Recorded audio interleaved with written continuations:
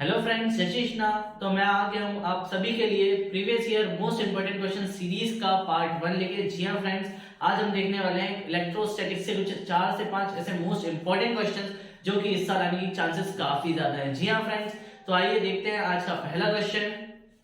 What is electric dipole? Electric dipole के नाम को जरा ध्यान से देखें तो इसके नाम में ही इसकी पूरी कहानी दिख रही है। जी हाँ फ्रेंड्स, इलेक्ट्रिक डायपोल, इलेक्ट्रिक यानी कि चार्ज और डायपोल। जिस तरह पृथ्वी के दो पोल्स होते हैं, दो ध्रुव होते हैं, एक नॉर्थ पोल और एक साउथ पोल, और ये दोनों एक दूसरे के अपोजिट होते हैं। उसी तरह से जब two equal and opposite charges को एक बहुत ही छोटी डिस्टेंस, एक माइक्रोस्कोपिक लेवल पे रखा जाता है, उस समय एक डायपोल का फॉर्मेशन होता है। जी हाँ फ्रेंड्स, तो आइए देखते हैं इसकी definition. A system of two equal and opposite charges placed at a small separation is called an electric dipole. यानी कि जब दो इक्वल एंड अपोजिट, यानी कि उनका मैग्नीट्यूड सेम होगा बट उनके जो चार्जेस होंगे वो अपोजिट होंगे, यानी एक पॉजिटिव एक नेगेटिव, जब ये बहुत स्मॉल सेपरेशन, एक माइक्रोस्कोपिक लेवल 10⁻⁻15 मीटर पे जब रखे जाते हैं, तब एक डायपोल का फॉर्मेशन होता है। तो आइए देखते हैं क्वेश्चन में हमसे आगे क्या पूछा गया है। Derive an expression for the electric field on end-on position of electric dipole। अब ये end-on position क्या होती है, तो आइए देखते हैं। एंड-ऑन पोजीशन का एक और नाम होता है एक्सियल पोजीशन। जी हाँ फ्रेंड्स, तो देखते हैं। ये रहा हमारा इलेक्ट्रिक डायपोल, ये माइनस क्यू और ये प्लस क्यू चार्ज, ये बहुत ही छोटी डिस्टेंस यानी कि 12 एक बहुत ही छोटी डिस्टेंस है, उस पे रखे गए हैं, और हमें एक पी पॉइंट पे इलेक्ट्रिक फील्ड। अब देखिए एक्सियल पोजीशन क्या होती है कि ये इसकी एक्सिस है, इसी की एक्सिस पे आगे किसी पॉइंट पे इलेक्ट्रिक फील्ड हम जब निकालते हैं तो उसे ही एक्सियल पोजीशन कहा जाता है। तो आइए फ्रेंड्स देखते हैं। अब एक बात गौर करने वाली है यहाँ पे, ये जो P पॉइंट है इसकी दूरी ना ही प्लस क्यू चार्ज से है ना ही माइनस क्यू चार्ज से है। क्यों? क्योंकि अगर इससे लेते तो इसके साथ धोखा हो जाता, और जब अगर इससे लेते तो इसके साथ, तो इसीलिए इन दोनों के मिड से इसकी दूरी रखी गई है। जी हाँ, R, जो कि अब हम देखें तो हमें, अब देखिए यहाँ इलेक्ट्रिक फील्ड किस किस के कारण होगी, एक प्लस क्यू चार्ज के कारण होगी और एक माइनस क्यू चार्ज के कारण होगी। तो प्लस क्यू चार्ज के कारण हमेशा क्या होती है, अवे, उससे दूर। तो यानी कि प्लस क्यू चार्ज के कारण कहाँ होगी, ये इवन इस डायरेक्शन में। ओके फ्रेंड्स, और माइनस क्यू चार्ज के कारण कहाँ होगी, इनसाइड, यानी कि इसकी तरफ, तो इस डायरेक्शन में, जो कि हमने लिखी है यहाँ पे E2।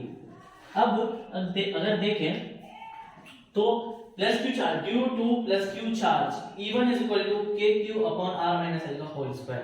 इलेक्ट्रिक फील्ड का फॉर्मूला क्या होता है friends, KQ upon R D square, यानी कि डिस्टेंस का स्क्वायर। तो यहाँ पे डिस्टेंस क्या है, प्लस क्यू चार्ज से अगर हम डिस्टेंस की बात करें तो ये डिस्टेंस है।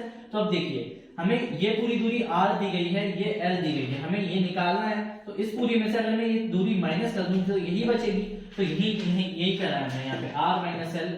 तो यहाँ पे आ गया KQ upon R minus L का होल स्क्वायर। तो अब देखते हैं हम, due to minus Q charge यानी इसके कारण, तो हमें P पॉइंट तक की दूरी कितनी है, यहाँ से अगर हमें निकालना है तो हमें ये R दी गई है, ये L है, तो इन दोनों को अगर ऐड कर दें तो हमें क्या मिल जाएगा, R प्लस L, और माइनस क्यू से P तक की दूरी भी मिल जाएगी। तो आइए देखते हैं KQ upon R plus L का होल स्क्वायर। ओके फ्रेंड्स, तो अब यहाँ पे एक बात गौर करने वाली है कि देखिए plus Q charge P point से पास में है, जबकि माइनस क्यू थोड़ा सा दूर है। तो मैंने आपको बताया था पिछले वीडियो में कि जितनी ज्यादा दूरी होती है उतना कम फोर्स होता है, जितना कम फोर्स होता है उतनी ज्यादा दूर, जितनी कम दूरी होती है उतनी ज्यादा फोर्स होता है। तो वैसा ही इलेक्ट्रिक फील्ड के साथ है। जी हाँ फ्रेंड्स, जितनी ज्यादा दूरी उतनी कम इलेक्ट्रिक फील्ड, और जितनी कम दूरी उतनी ज्यादा इलेक्ट्रिक फील्ड। तो फ्रेंड्स यही होगा कि ये पास है तो इससे इलेक्ट्रिक फील्ड जो जनरेट होगी वो ज्यादा होगी, और ये दूर है तो इससे जो इलेक्ट्रिक फील्ड जनरेट होगी वो थोड़ी सी कम होगी। तो फ्रेंड्स अगर हमें नेट निकालना है, मान लीजिए एक ऑब्जेक्ट है, उसे एक इंसान यहाँ खींच रहा है और एक इंसान यहाँ खींच रहा है, तो किस साइड जाएगा ऑब्जेक्ट, जहां पे ज्यादा फोर्स होगा।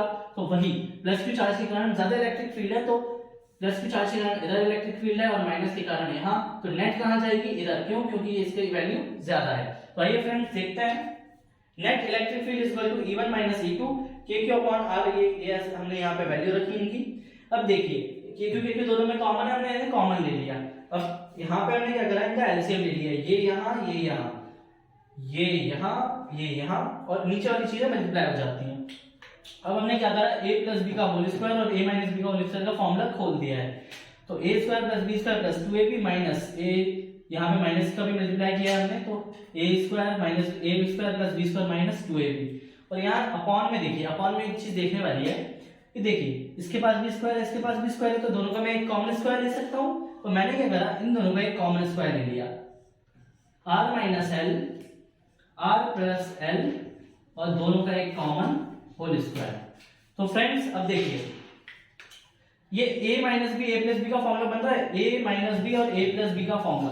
तो यहाँ पे क्या हो जाएगा, a square minus B square, a plus B minus B का इज इक्वल टू क्या होता है, a square minus B square. तो a square minus B square और दोनों का स्क्वायर कॉमन, मैंने एक कॉमन a स्क्वायर लगा दिया। अब आइए देखते हैं, ठीक है, यहाँ तक तो आपको समझ में आ गया होगा कि हाँ। अब देखिए यहाँ पे यहाँ ये वाली लाइन हम भूल गए, तो आर स्क्वायर ये माइनस आर स्क्वायर, तो ये दोनों एक दूसरे से cancel, L square minus L square एक दूसरे से कैंसिल, बचा क्या 4 आ रहा है।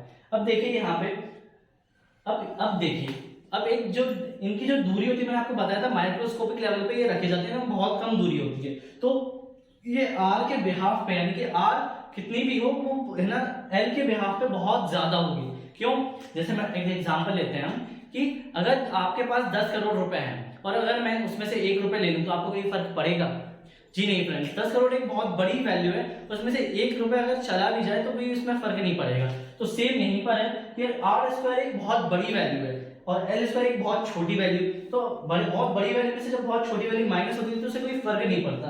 तो वही यहाँ पे हुआ है कि हमने आर एल स्क्वायर को नेग्लेक्ट किया है और यहाँ पे आर स्क्वायर का भी स्क्वायर था तो आर की पावर 4। अब देखिए यहाँ पे हमने क्या करा है, हमारे पास था k q 4 r है, तो हमने k तो वैसा का वैसा लिखा है। अब देखिए ये 4 का ऐसे मैंने 2 into 2 लिख सकते हैं हम, तो यहाँ पे मैंने लिखा है q into 12। अब ये ऐसा क्यों लिखा गया है, क्योंकि मैंने आपको बताया था पिछले वीडियो में एक इलेक्ट्रिक डायपोल मूवमेंट। जी हाँ फ्रेंड्स, इलेक्ट्रिक डायपोल मूवमेंट क्या होता है, q into 12 को ही इलेक्ट्रिक डायपोल मूवमेंट कहा जाता है और इसे p से डिनोट करते हैं। तो फ्रेंड्स q into, इसीलिए हमें इस फॉर्म में लिखा है ताकि हम इसे p से रिप्लेस कर सकें और आगे 2r जो बचा यहाँ से और अपॉन। अब देखिए ये एक r से एक r कैंसिल, बचे 3r और k को हम क्या लिख सकते हैं फ्रेंड्स, यहाँ k की वैल्यू होती है 1/4 पाई एप्सिलॉन नॉट, तो वो यहाँ पे लिखा है। और यहाँ पे देखिए q into 12 को क्या लिख सकते हैं हम p, और ये 2 का 2 r कैंसिल हो चुका था और अपॉन में r3। तो यही था हमारा जो हमें एक्सप्रेशन चाहिए था। तो ये हो गया derivation of electric field on axial position of electric dipole. तो आइए फ्रेंड्स अब हम अगला क्वेश्चन देखते हैं। तो आइए अब हम देखते हैं आज का second question, right and prove Gauss law. यानी कि इस क्वेश्चन में हमें गॉस लॉ की डेफिनेशन भी लिखना है और उसे प्रूव भी करना है। तो हम पहले गॉस लॉ के बारे में थोड़ा जान लें। तो गॉस ने करा क्या था, गॉस ने एक बहुत ही कॉम्प्लिकेटेड फॉर्मूले को एक बहुत ही सिंपलेस्ट वे में हमें बताया था। तो आइए देखते हैं। पहले हमें इलेक्ट्रिक फ्लक्स फाइंड करने के लिए क्या करना पड़ता था कि हमें इस कॉम्प्लिकेटेड फॉर्मूले से निकालना पड़ता था इलेक्ट्रिक फ्लक्स। तो इसमें क्या क्या है हम देखें थोड़ा। इसमें है हमारा सरफेस इंटीग्रेशन, दो वेक्टर्स और डॉट प्रोडक्ट उनका, यानी कि तीन कॉम्प्लिकेटेड चीजें। उन 3 कॉम्प्लिकेटेड चीजों से बहुत ही ज्यादा डिफिकल्ट होता था इलेक्ट्रिक फ्लक्स निकालना। पर गॉस ने क्या करा, हमें एक बहुत ही इजी वे दे दिया, इजी फॉर्मूला दे दिया जिससे हम इलेक्ट्रिक फ्लक्स निकाल सकते हैं। तो आइए देखते हैं। The net electric flux through any closed surface is 1 by epsilon naught times the total charge present inside it। यानी कि आपको इलेक्ट्रिक फ्लक्स निकालना है, आप कुछ मत करिए, जितना भी चार्ज क्लोज्ड सरफेस के अंदर है उसे एप्सिलॉन नॉट से डिवाइड कर दीजिए, आपको इलेक्ट्रिक फ्लक्स मिल जाएगा। ये कहा गॉस ने। तो आइए देखते हैं इसका प्रूफ। तो देखिए सबसे पहले हम थोड़ा फिगर देख लें। तो देखिए एक स्फीयर है, ये सर्कल नहीं है, ये एक स्फीयर है जिसमें प्लस क्यू चार्ज एकदम सेंटर पे रखा गया है और हमें r दूरी पे मतलब इसकी रेडियस क्या है r। तो फ्रेंड्स देखिए हमने क्या करा, हमने एक बहुत ही छोटा एरिया लिया, एक बहुत ही मतलब ds, बहुत छोटा एरिया लिया और ds। अब देखिए इसके कारण इलेक्ट्रिक फील्ड कहाँ होगी, अब इससे दूर, तो यहाँ पे अगर इलेक्ट्रिक फील्ड देखें तो इधर होगी। ठीक है फ्रेंड्स, तो इस फॉर्मूले के थ्रू हम जाएं तो surface integration of E dot ds हमें आगे बढ़ता है। तो देखिए डॉट प्रोडक्ट है, अब देखिए डॉट प्रोडक्ट यानी कि डायरेक्शन की बात आ गई। तो इलेक्ट्रिक फील्ड और सरफेस का डायरेक्शन कहाँ है, एरिया वेक्टर का डायरेक्शन कहाँ पर है। देखिए इलेक्ट्रिक फील्ड का डायरेक्शन इस तरफ और एरिया परपेंडिकुलर है तो उसका डायरेक्शन भी इस तरफ। तो फ्रेंड्स इन दोनों के बीच में एंगल कितना है, 0 डिग्री। तो डॉट प्रोडक्ट में cos थीटा आता है तो cos 0 डिग्री, cos 0 की वैल्यू होती है 1। तो आइए देखते हैं। तो और यहाँ पे आप देखिए इलेक्ट्रिक फील्ड हमने यहाँ पे देखिए सरफेस इंटीग्रेशन के बाहर कैसे आई, बाहर ऐसे आई कि देखिए अगर मैं इस पॉइंट पे निकालूं इलेक्ट्रिक फील्ड तो यहाँ पे इलेक्ट्रिक फील्ड क्या होगी E। अगर मैं इस पॉइंट पे और इस पॉइंट, इन तीनों पॉइंट पे देखें हम तो इलेक्ट्रिक फील्ड, और ऐसे करके किसी भी पॉइंट पे देख लें सरफेस पे, उन सभी जगह पे क्या होगी, इलेक्ट्रिक फील्ड ई ही होगी। तो आइए देखते हैं। तो ई तो बाहर चलेगी, अब बचा क्या अंदर, ds। अब देखिए इंटीग्रेशन करता क्या है, इंटीग्रेशन छोटे छोटे छोटे सब पार्ट्स को मिला देता है। तो वही हमने यहाँ पे हमने एक बहुत छोटा एरिया लिया था, सरफेस एरिया। तो अब हमें अगर इंटीग्रेशन करना है तो हमें टोटल सरफेस एरिया निकालना पड़ेगा, और total surface area of square क्या होता है, 4πr²। तो हम इंटीग्रेशन ऑफ ds की जगह क्या रख सकते हैं, 4πr²। अब देखिए ई इलेक्ट्रिक फील्ड का फॉर्मूला क्या होता है, 1/4πε0 into q upon r²। Electric field का फॉर्मूला होता है, हमने E की जगह ये रख दिया 1/4πε0 into q upon r² into 4πr²। ये क्या है, सरफेस एरिया हमने d इसकी जगह रखा है। तो यहाँ से 4π से 4π कैंसिल, r² से r² कैंसिल, बचा क्या q upon ε0। तो ये हो गया हमारा गॉस लॉ प्रूफ। अब आपके मन में एक क्वेश्चन होगा, सर भैया कि ये तो इतना सही है, मतलब अगर ये 5 मार्क्स में हमसे पूछा जाए तो हम क्या करेंगे। तो इसीलिए हमारी टीम ने बहुत ही स्पेशल, बहुत ही रिसर्च करके आपके लिए हैंड रिटन नोट्स तैयार करे हैं, जो कि आप बोर्ड में इजीली लिख के आ सकते हैं। तो वो उसकी लिंक आपको डिस्क्रिप्शन में मिल जाएगी, तो आप जरूर से उन नोट्स को पढ़िए और उसी पैटर्न पे आप बोर्ड में लिख कर आइए। तो आइए फ्रेंड्स, अब हम देखते हैं आज का तीसरा question. Explain series and parallel combination of condensers. Condensers क्या होते हैं, कैपेसिटर्स को ही कंडेंसर्स कहा जाता है। जी हाँ फ्रेंड्स, तो आइए देखते हैं। तो देखिए हमसे सीरीज एंड पैरेलल कॉम्बिनेशन दोनों पूछे गए हैं, तो हम पहले सीरीज कॉम्बिनेशन देखते हैं। तो देखिए सबसे पहले हम एक सर्किट देखते हैं जिसमें हमने एक V वोल्ट की बैटरी अप्लाई करी हुई है और 3 capacitors C1, C2, C3 series में लगाए गए हैं। तो देखिए अब आपको इतना तो पता ही होगा कि जिस साइड पॉजिटिव टर्मिनल होता है बैटरी का, उसी साइड पॉजिटिव चार्ज इंड्यूस होता है कैपेसिटर की प्लेट पर। जी हाँ फ्रेंड्स, तो देखिए यहाँ पे प्लस क्यू, यहाँ पे माइनस क्यू, यहाँ पे प्लस क्यू, यहाँ पे माइनस क्यू, यहाँ पे प्लस क्यू और यहाँ पे माइनस क्यू। तो फ्रेंड्स आइए देखते हैं। अब देखिए ये वोल्टेज आपको इतना पता होगा, सीरीज में चार्ज सेम होता है और पैरेलल में वोल्टेज सेम, यानी कि यहाँ पे सीरीज में चार्ज तो सेम होगा पर वोल्टेज डिस्ट्रीब्यूट होगा। जी हाँ फ्रेंड्स, तो देखिए V हमारे पास टोटल वोल्टेज है और यहाँ पे V1, V2, V3 तीन जगह C1, C2, C3 में वोल्टेज डिस्ट्रीब्यूट हो गया है। जी हाँ फ्रेंड्स, तो ये अब देखिए ये V टोटल कितना है हमारे पास V, और यहाँ इस पे V1, इस पे V2, इस पे V3 है, तो मतलब V1 plus V2 plus V3 कितना होगा, V के बराबर है। टोटल कितना है V, तो जी हाँ friends V equal to V1 plus V2 plus V3। अब आपको एक फॉर्मूला पता होगा कैपेसिटर्स के लिए, होता है Q is equal to CV।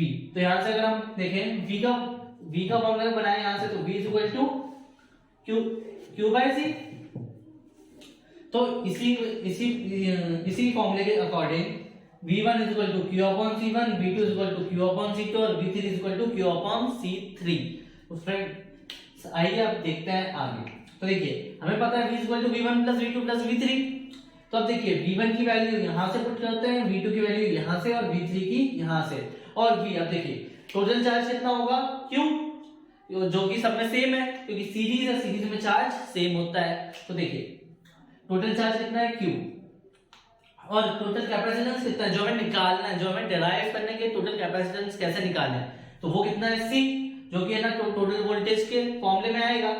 और यहाँ V1, V2, V3 की वैल्यू पुट करें। अब देखिए ध्यान से देखें तो Q इसके पास भी है, इसके पास भी और इसके पास भी, तो Q कॉमन ले सकते हैं। Q अगर हम कॉमन लें तो बचेगा के अंदर 1/C1 plus 1/C2 plus 1/C3, और Q इधर भी है और इधर भी है तो कैंसिल हो सकता है। तो Q कैंसिल करने के बाद हमारे पास क्या एक्सप्रेशन आता है, 1/C is equal to 1/C1 plus 1/C2 plus 1/C3। और यही है पैरेलल कॉम्बिनेशन, सीरीज कॉम्बिनेशन का डेरिवेशन। अब देखते हैं हम पैरेलल कॉम्बिनेशन का डेरिवेशन। तो देखिए पैरेलल कॉम्बिनेशन में हमने क्या करा है, इसमें भी एक बैटरी लगाई है और 3 कैपेसिटर्स पैरेलली लगाए हैं एक दूसरे के पैरेलल।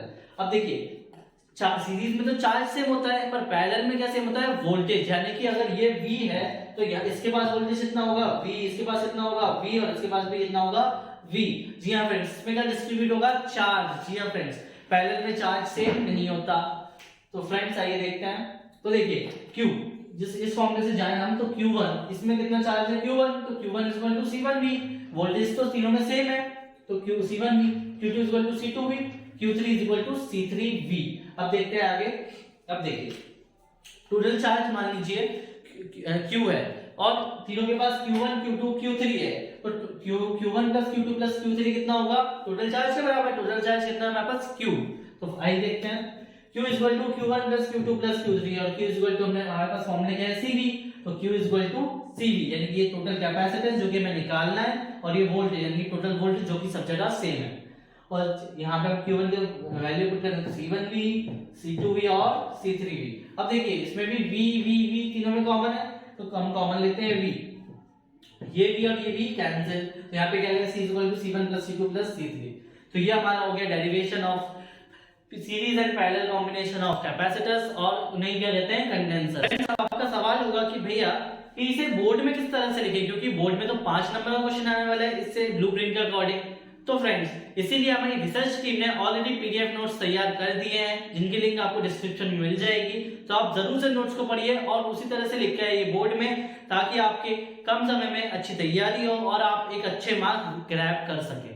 तो आइए फ्रेंड्स अब हम अगला क्वेश्चन देखते हैं। तो आइए फ्रेंड्स अब हम देखते हैं हमारा fourth question, derive the expression for the capacitance of a parallel plate capacitor if a dielectric medium is placed between the plates, how its capacitance may be affected। यानी कि हमसे एक्सप्रेशन पूछा गया है कैपेसिटेंस का और किसके लिए, पैरेलल प्लेट कैपेसिटर के लिए, और हमसे बोला गया है कि अगर एक डाइलेक्ट्रिक मीडियम प्लेस किया जाए उन दोनों प्लेट्स के बीच में तो उसका कैपेसिटेंस किस तरह से प्रभावित होगा। तो आइए देखते हैं। सबसे पहले हम कैपेसिटर को देख लें। कैपेसिटर क्या होता है, पैरेलल प्लेट कैपेसिटर क्या होता है, इसमें हम क्या दो प्लेट्स लगाते हैं जो कि एकदम पैरेलल रहते हैं और हम एक प्लेट को चार्ज देते हैं पॉजिटिव और दूसरे प्लेट को हम कनेक्ट करते हैं अर्थ से। तो देखिए अगर हमने पॉजिटिव चार्ज दिया है, अब देखिए अर्थ से कनेक्टिव हो रहे हैं क्योंकि अर्थ को कहा जाता है बल्क ऑफ इलेक्ट्रॉन्स। जी फ्रेंड्स, आपने अर्थिंग का नाम सुना होगा, तो अर्थिंग में क्या होता है कि हमें हल्का सा करंट लगता है। तो वो हल्का सा करंट क्यों लगता है, क्योंकि अर्थ के पास बहुत सारे नेगेटिव चार्ज है, तो हमें जरा सा भी पॉजिटिव चार्ज कहीं से भी मिलता है तो अर्थ हमें न्यूट्रल करने के लिए वो जरा सा करंट लगाता है। तो आइए फ्रेंड्स देखते हैं। तो जिस तरह जैसे ही हमने इसे पॉजिटिव चार्ज दिया इस प्लेट को, तो ये जो प्लेट है इस पर नेगेटिव चार्ज अपने आप आ जाएगा। कैसे आएगा, क्यों, क्योंकि अर्थ के पास बहुत सारे इलेक्ट्रॉन्स हैं, बहुत ज्यादा मात्रा में इलेक्ट्रॉन्स हैं, तो अर्थ क्या करेगी, न्यूट्रल करने के लिए हमने जितना पॉजिटिव चार्ज दिया है उतना ही अर्थ हमें नेगेटिव चार्ज देगी इस वाले प्लेट को, ताकि ये पैरेलल प्लेट कैपेसिटर न्यूट्रल हो सके। तो फ्रेंड्स ये हो गया हमारा पैरेलल प्लेट कैपेसिटर। तो अब देखिए पैरेलल प्लेट कैपेसिटर तो हो गया, अब इसका एक्सप्रेशन डिराइव करते हैं हम। तो देखिए सबसे पहले आपको पता होना चाहिए क्या, सरफेस चार्ज डेंसिटी। जी हां friends, sigma is equal to Q by A, ये क्या है, सरफेस चार्ज डेंसिटी। तो अब और एक और चीज इलेक्ट्रिक फील्ड, इलेक्ट्रिक फील्ड थोड़ा देख लेते हैं हम। तो देखिए electric field due to a plate, यानी कि एक नॉर्मल प्लेट है उस पे कुछ चार्ज है, तो उसके कारण इलेक्ट्रिक फील्ड क्या होती है, sigma upon 2 epsilon not, sigma upon 2 epsilon not. तो फ्रेंड्स देखिए यहाँ पे दो प्लेट्स है, तो ये इस पे पॉजिटिव चार्ज, इस पे नेगेटिव चार्ज है। पॉजिटिव के कारण कहाँ होता है इलेक्ट्रिक फील्ड, उससे अवे यानी उससे दूर, और नेगेटिव के कारण उसकी साइड। तो यहाँ पे देखिए दोनों की डायरेक्शन सेम है, तो दोनों की जब डायरेक्शन सेम होती है इलेक्ट्रिक फील्ड की, तो वो दोनों ऐड हो जाते हैं। देखिए sigma upon epsilon not positive के कारण और sigma upon 2 epsilon not negative के कारण, तो आधा आधा एक, तो यानी कि कितना हो गया, सिग्मा अपॉन एप्सिलॉन नॉट। अब यहाँ एप्सिलॉन आर क्यों आया है, क्योंकि यहाँ पे मीडियम, ये मीडियम डिफाइन नहीं है कि कौन से मीडियम के लिए, इसलिए एप्सिलॉन आर लिखा गया है। इसकी बात हम आगे करेंगे। तो अब देखिए इन दोनों एक्सप्रेशंस को एक साथ अगर लिखें तो E equal to sigma, sigma की वैल्यू यहाँ से पुट करते हैं, E equal to Q by A epsilon not epsilon R। Okay friends, तो यानी हमें इलेक्ट्रिक फील्ड तो मिल गई। अब आपको पता होगा E is equal to V by D, यानी कि electric field is equal to voltage upon distance. जी हाँ फ्रेंड्स, तो वहां से फॉर्मूला आया V is equal to E electric field into distance, ये क्या है, वोल्टेज है। तो वोल्टेज का फॉर्मूले में हम पुट करें अगर E की वैल्यू, तो E की वैल्यू यहां से उठा के हमने रखी Q upon A epsilon not epsilon R into D। अब हमें वोल्टेज तो मिल गया, पर हमें निकालना क्या है, कैपेसिटेंस। जी हां फ्रेंड्स, एक्सप्रेशन फॉर कैपेसिटेंस। तो हमें पता है Q इक्वल टू CV होता है, तो यहां से हमने निकाला C equal to Q by V। तो यहां पुट करते हैं हम C equal to Q upon QA QD upon A epsilon not epsilon R, यहां Q से Q कैंसिल। अब देखिए यहाँ, अब देखिए ये कितने 3 मंजिल की गाड़ी है, जब 3 मंजिल या 4 मंजिल की गाड़ी होती है तब क्या वो पलट जाती है। जी हाँ फ्रेंड्स, तो ये ऊपर पहुंच जाते हैं, नीचे वाले लोग कहाँ पहुंच जाते हैं, ऊपर। तो ये कहाँ पहुंच गए, यहाँ ऊपर। A epsilon not epsilon R upon D, और ये आ गया हमारा क्या है, कैपेसिटेंस का एक्सप्रेशन। जी हाँ फ्रेंड्स, अब देखिए हमसे क्वेश्चन में आगे पूछा गया है, if a dielectric medium is placed in between the plates how it's capacitance is affected, यानी कि अगर एक डाइलेक्ट्रिक डाला जाए, जैसे कि एक डाइलेक्ट्रिक है, ये कैपेसिटर के नीचे प्लेस किया जाए तो उसके कैपेसिटेंस पे क्या प्रभाव पड़ेगा, तो आइए देखते हैं। तो देखिए यहाँ पे हमें दिया है A epsilon not epsilon R, तो ये एप्सिलॉन आर जो क्वांटिटी है इसे परमिटिविटी कहा जाता है। जी हां फ्रेंड्स, रिलेटिव परमिटिविटी। तो इसका क्या काम रहता है, ये मीडियम पे डिपेंड करती है। जी हां फ्रेंड्स, जैसे एयर के रहेगी तो उसकी कुछ अलग रहेगी रिलेटिव परमिटिविटी, वाटर की कुछ अलग रहेगी। तो इस प्रकार से अगर हम मीडियम, देखिए डाइलेक्ट्रिक मीडियम इस प्लेस, जब कोई भी डाइलेक्ट्रिक डालते हैं तो उसका जो भी मीडियम रहता है वो डिफाइन करता है क्या, एप्सिलॉन आर। तो इस तरह से कैपेसिटेंस अफेक्ट होता है, यहाँ पे एप्सिलॉन आर की वजह से कैपेसिटेंस अफेक्ट होता है जब एक डाइलेक्ट्रिक मीडियम प्लेस किया जाता है। तो आइए फ्रेंड्स देखते हैं। तो देखिए एयर के लिए एप्सिलॉन आर कितना होता है 1, तो यहाँ पे C equal to A epsilon not upon D, ये आपने फॉर्मूला पढ़ा होगा और यही हमें निकालना था। तो फ्रेंड्स उम्मीद है आपको क्वेश्चन पसंद आया होगा। अब मैं आपको देने वाला हूं दो ऐसे ऑब्जेक्टिव जो कि जिससे आपकी प्रैक्टिस होगी और उसके आंसर आपको कमेंट सेक्शन में करना है। तो फ्रेंड्स आइए देखते हैं। तो फ्रेंड्स ये दोनों ऑब्जेक्टिव जो आपको बोर्ड पे दिख रहे हैं ये आपके लिए काफी इंपॉर्टेंट है। क्यों? क्योंकि इनमें कुछ ऐसे की पॉइंट्स छुपे हुए हैं जो कि इस साल बोर्ड में पूछे जाने के चांसेस काफी ज्यादा है। तो आइए देखते हैं। The number of electrons in 3 coulomb charge, यानी कि 3 कूलम्ब चार्ज में नंबर ऑफ इलेक्ट्रॉन्स बताइए। तो फ्रेंड्स मैं आपको सॉल्व नहीं करा रहा हूं क्योंकि आपकी प्रैक्टिस भी जरूरी है, तो आपको ये खुद से सॉल्व करना है और इसके आंसर्स कमेंट बॉक्स में आपको कहना देना है। तो फ्रेंड्स देखिए इसमें आपसे पूछा गया है कि 3 कूलम्ब चार्ज में नंबर ऑफ इलेक्ट्रॉन्स बताइए। तो इसके लिए मैं आपको थोड़ी सी हिंट दे देता हूं कि इसमें एक फॉर्मूला लगेगा Q इक्वल टू Ne। जी हां फ्रेंड्स, यहाँ पे Q है चार्ज, E है एक इलेक्ट्रॉन का चार्ज यानी कि 1.6 into 10⁻19 कूलम्ब और n है नंबर ऑफ इलेक्ट्रॉन्स। तो इसके थ्रू ये इजीली सॉल्व हो जाएगा। सेकंड क्वेश्चन देखते हैं। The total electric flux emerges out from unit positive charges. यहाँ पे आपसे इलेक्ट्रिक फ्लक्स पूछा गया है जो कि हम गॉस लॉ में अभी पढ़ा है हमने। तो इसमें की पॉइंट क्या है, unit positive charge. Unit positive charge क्या होता है, एक कूलम्ब चार्ज को यूनिट पॉजिटिव चार्ज कहा जाता है। तो फ्रेंड्स ये भी आप इजीली सॉल्व कर सकते हैं। इसके आंसर्स आप कमेंट बॉक्स में जरूर से दीजिए। और फ्रेंड्स उम्मीद है आपको वीडियो पसंद आया होगा। तो इस तरह के और भी वीडियोस हमारे चैनल पे आने वाले हैं, अब रेगुलरली अपलोड होंगे, तो जरूर से आप हमारे चैनल को सब्सक्राइब कर लीजिए ताकि यह सारे वीडियोस आप तक टाइम तक पहुंच सके। और फ्रेंड्स एक और मोस्ट इंपोर्टेंट बात, जितने भी क्वेश्चन हमने इस वीडियोस में कराए हैं उनके हैंड रिटन प्रॉपर नोट्स, यानी कि एमपी बोर्ड एग्जाम पैटर्न पे जिस तरह लिखा जाता है उसी तरह से लिखे हुए हमारे सीनियर्स एक्सपर्ट्स द्वारा तैयार किए गए नोट्स आपको हमारे नीट मेंटर के ऐप पे मिल जाएंगे। उसकी लिंक आपको डिस्क्रिप्शन में मिल जाएगी, तो आप वह जरूर से डाउनलोड करिए। और फ्रेंड्स अब मिलते हैं अगले वीडियो में। Thank you.